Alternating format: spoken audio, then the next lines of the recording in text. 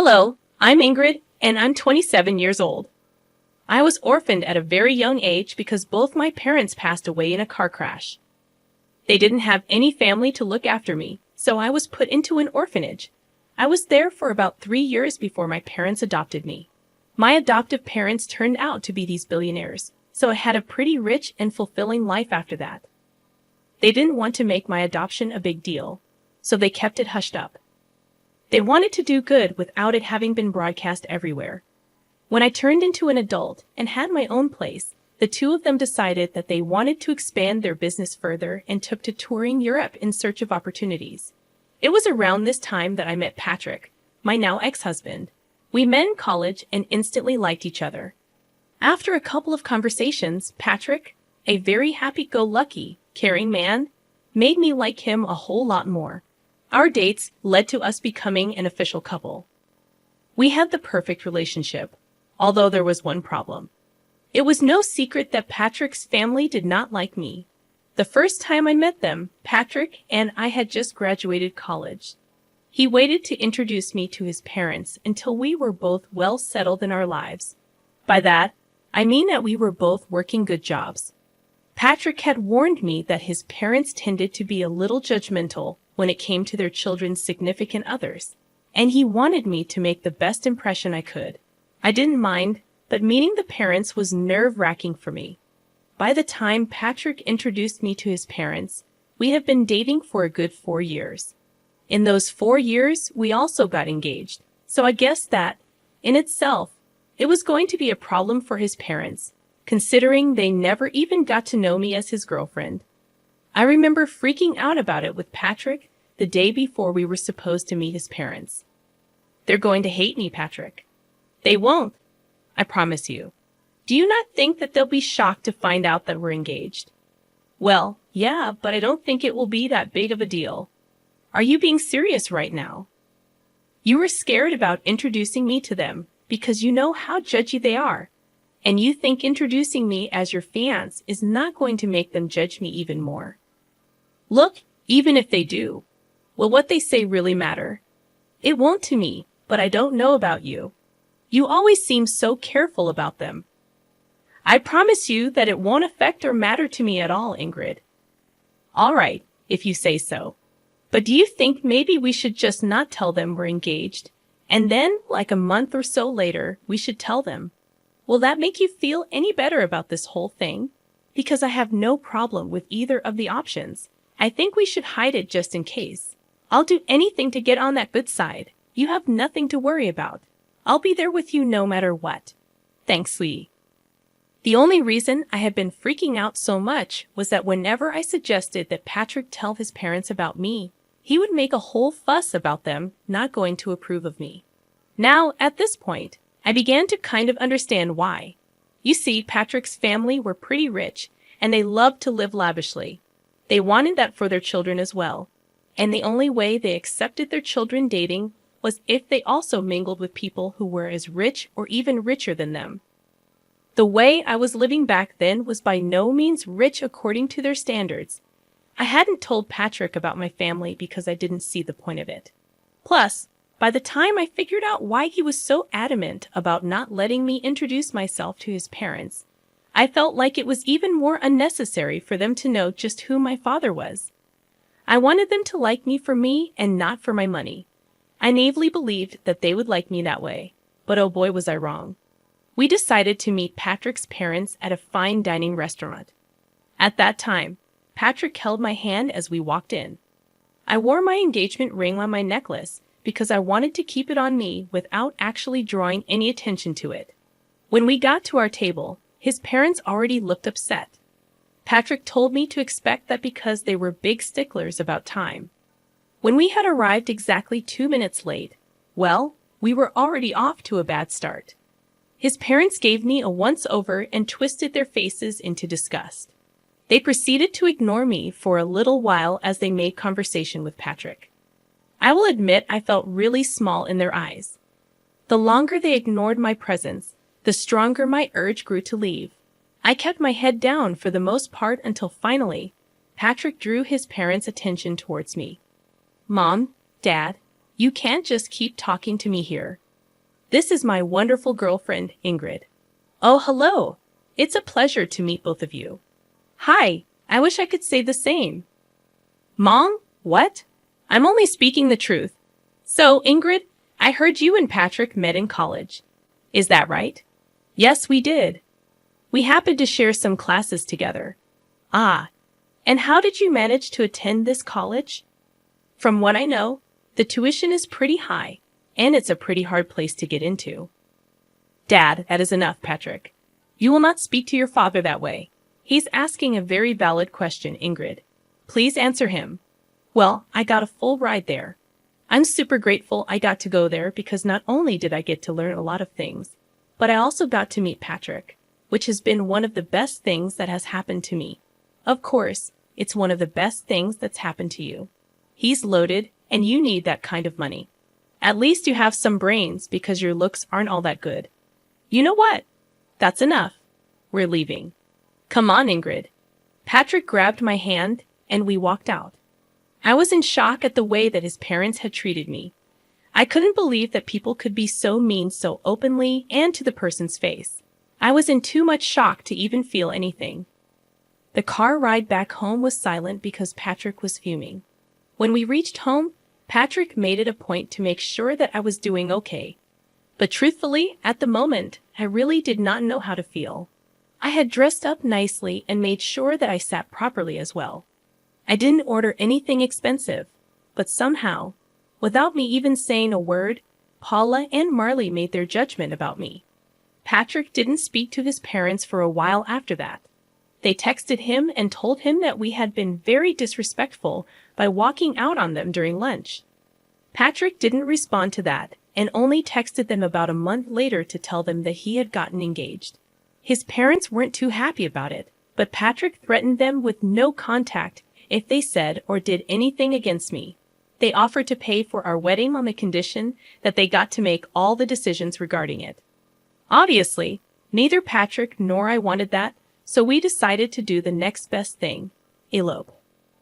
My parents were in Europe, and they knew about me eloping. They were just happy that I was happy. And they did send Patrick and me a gift. Patrick did raise his brows at how they sent us a pretty expensive painting as a gift. But I just brushed it off as them having enough money to spend it on that. After getting married, we next met Paula and Marley at a party that they had hosted. They invited us to celebrate their anniversary. Truth be told, I was actually pretty happy that they had invited me despite the dislike they held for me. When we got there, I was ignored by everyone. If you think being ignored by 2 people was embarrassing, being ignored by about 30 people was even worse. I hung by Patrick's side for the most part, but nobody even tried to talk to me. If I ever did try to speak and make conversation, people would just either look me up and down and walk away, or they would continue talking to Patrick as if I never said anything. By the end of the night, I was in tears. I was humiliated and downright disgusted by the behavior that everyone was showing. The crowd had asked Paula and Marley to make a speech at the end of the night, and they got up to make one. By this time, I was tired and I wanted to go home, but in their speech, they began by talking about how grateful they were to have almost everyone in the room in their lives. That was only the first jab that they threw at me. They kept making many more, which the guests kept laughing at. At some point, I just got up and walked out. I ordered an Uber and went back home. I cried the entire way back home and up until Patrick got back home. When he got back, he seemed upset and angry. Why did you walk out like that? Do you know how embarrassing that was for me? What? What are you talking about? Don't play dumb with me right now, Ingrid. I had to endure my parents yelling at me and a lot of the guests pitying me for being with you. Are you serious? What about how embarrassing it was for me? Oh, come on, Ingrid. You could deal with it for one night. It was my parents' anniversary, for God's sake. I was ignored by everyone, and your parents chose to make even more fun of me in their toast. How do you possibly expect me to be okay with something like that? I'm not saying what they did was right, but you could have just lived through it. I would have spoken to them about it after. What would that have done for me? I don't like being put in positions. where I'm only being humiliated. Everyone was laughing at me. You've never been in that position before, so it's easy for you to talk about this like it's no big deal. My parents expect an apology from you. I want one too. I'm afraid that I won't be doing that. I'll only do that if they give me one too. As for your apology, I see no reason for apologizing to you. You always stood up for me. I don't see why this is any different. This is very different because, unlike before, you humiliated my family in front of all our guests, and your parents humiliated me, your wife, in front of all their guests. Maybe my parents were right about you. You're impossible. With that, Patrick went to sleep in the guest bedroom. I couldn't understand why he had a sudden change of behavior. Was it really that bad for him after I walked out? He was always the first person to stand up for me, especially considering the fact that I was usually bored with whatever his parents had to say about me. For me to walk out should have been the biggest signifier of just how bad they made me feel. Yet Patrick didn't seem to care about that. Patrick didn't talk to me for the next week. I also got a lot of texts from his parents, calling me ungrateful and an embarrassment. I tried to talk to Patrick, but he refused to. Eventually, I decided to give in and apologize to both him and his parents. Even that felt humiliating, but I was willing to go through it because I loved Patrick, and I didn't want this to be the hill I died on. Things after that only got worse for me. Patrick's parents retired and spent a lot of their time hosting family dinners. They hosted it once a week, and Patrick was always invited. The first time they hosted it, Patrick brought me along with him to their house. As soon as I stepped in, the atmosphere in the room got awkward. Paula was busy getting ready, so she didn't see me immediately, but Marley and the rest of Patrick's siblings awkwardly glanced at me. They didn't talk to me, and Patrick left me to stand by myself while he caught up with the rest of his family. When Paula came downstairs, she saw me and practically flew over to me in rage. "What are you doing here?" "Excuse me?" "No, I will not excuse you. What are you doing in my house right now?" "Well, you invited us for dinner." "Wrong.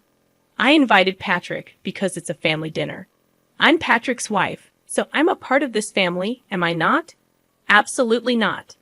An orphan like you deserves no space in this family." "What? You thought you could hide the detail from us. We do background checks on our children's spouses, and you are not in my son's league whatsoever. I will never accept you here." "Why not? That can't be the only thing that determines whether I get to be a part of your family. You're ugly and poor. You'd never fit into our elite circles. I never want to see you again." "Why are you being so superficial? Are you scared that I'll damage your reputation just by existing? Does the fact that I bring your son happiness not satisfy you? If happiness brought in money, a lot of people would be billionaires. This is exactly why you'd never fit in with us. Or maybe I'll just never be as superficial as the rest of you because I value who a person actually is. You never even took the chance to get to know me before casting your judgments on me." "I'm glad I don't fit in with you, Ingrid. That's enough. Here's some money. Get yourself an Uber and leave." I stared at Patrick in shock as he held out the money. He shoved the money in my hands and turned back around towards his mother. She smirked at me. I felt tears spring into my eyes as I turned back around and walked out. I was once again crying in the Uber. I didn't understand why Patrick had changed so drastically. Was this his way of making up to his parents after the party? Whatever it was, I was hurt and angry at him. He was okay with his parents using my past as an insult and defending them instead of me, like he usually did. I wanted to yell and scream, but I knew that would only project a worse image of me and prove them right, which is why I walked away. I tried to think if anything I said was out of line, but I really did not see anything wrong. I was merely standing up for myself, calmly might I add. After Patrick came back home, he went back to not talking to me. My heart was breaking, and I felt so alone. I knew that he expected another apology, but I couldn't bring myself to do it like the last time. Paula had blatantly insulted me in the worst way, and Patrick was angry at me for it. If anything, I expected an apology from him. For the next 2 weeks, Patrick and I didn't speak to each other. It was hard at first, but I got used to it. Eventually, the dinners his family hosted still happened, and about once a week, I was all alone at home, which I truthfully did not mind. On one of those nights, my parents video called me. Hey, honey. Hey, sweetie. How's it going? Hey, Dad. Hey, Mom. Things are not good. Why? What's wrong, sweetie? If you need help with anything, feel free to ask us. I don't think this is something you guys would be able to help me out with. But thanks for the offer. Where's Patrick? Is he not helping? That's the thing. He's part of the problem. Huh? Sweetie, could you be a little more clear about what the problem is? Well, his parents are pretty wealthy and also very snobby. Oh, I hate those kinds of people. Tell me about it. Anyways, they thought that I was some poor girl who could never live up to their standards and fit into their elite circles. So they took it upon themselves to humiliate me every time that I met them. What the hell? Oh yeah, and the last time I went over, Patrick's mom decided calling me an orphan was a good insult. Oh, that woman. I'm going to claw her face off. How dare she call my precious child an orphan? Do they not know about us? And what the hell has Patrick been doing in all this? I didn't tell them about you guys because I knew that their opinion of me would change if they knew. And I wanted them to like me for who I was and not for my wealth. As for Patrick, he's siding with them. He thinks that I was disrespectful when I stood up for myself. Honey, are you sure this is the man you want to be with? I love him a lot, but this is not how I want it to be. We haven't been speaking to each other for the last 2 weeks, and I'm surprisingly okay with that. All right, sweetie. I'll get you in touch with one of my friends over there. As for your worry about us not being able to help you out, I think we might actually be able to help you get a little sweet revenge. Huh? What do you mean? Your dad and I are coming there next week. We wanted to take you and Patrick on a vacation, but now we can just take you. More things for us to do together, I guess. Really? Oh my God, I'm so excited to finally get to see the two of you in person. Again, that was a real pick-me-up. Finally, I felt happy after so long. The three of us continued to talk for a little while after that. Dad elaborated on his plan to help me. After a little while, he asked me where these dinners of theirs were being held.